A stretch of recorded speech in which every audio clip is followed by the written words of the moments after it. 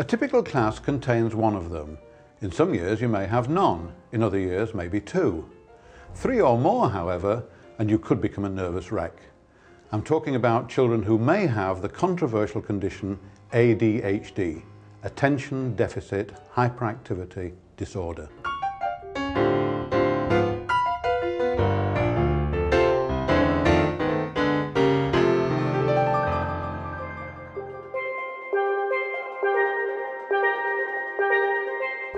Research has shown a high correlation between children's attainment and their behaviour. So if you can improve their behaviour, you may help their attainment as well. Research has also shown that what works well with ADHD children can also help other children with some kind of attention problem. Professor Peter Timms and Dr. Christine Merrill from the University of Durham have been researching ADHD. They've written a booklet to provide information for teachers and found that in the schools that used the booklet, teachers reported marked improvement in the children.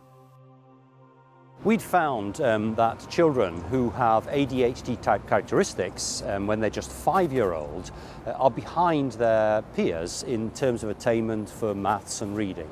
And we found that they fall increasingly behind their peers as they get older, right up at least until the age of 11 and probably beyond. And that we're falling back so far that this was a real worry, and we wanted to do something about that. Well, what we did was to write advice for teachers on how to work with children who have ADHD-type characteristics. And we developed that information by reading the literature and seeing what had been shown by research to work, evidence-based advice. We then took 2,000 schools that were involved with the project and split them into 2 halves at random, and to one half we gave the book and to the other we gave nothing. And we did that at the beginning of year 1. We then waited until the children got to year 2 and then we saw how they were doing. And what we found was that those schools where the booklet was given, the children had better attitudes to work, their behaviour was better. We didn't actually find that they're improved in attainment, although in general reading levels had gone up where we'd given the booklet.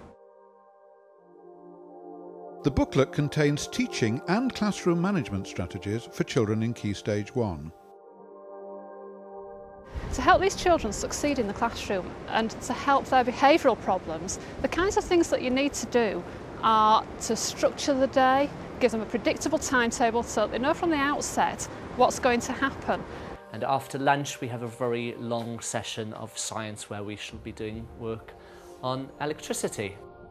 And then when you think they have problems with organisational skills, if you break the tasks that you're giving them down into little bite-sized chunks, that's easier for them to cope with.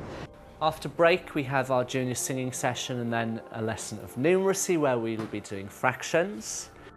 Deadlines are a problem for them, so you would give them a timer or a clock and work to very short deadlines.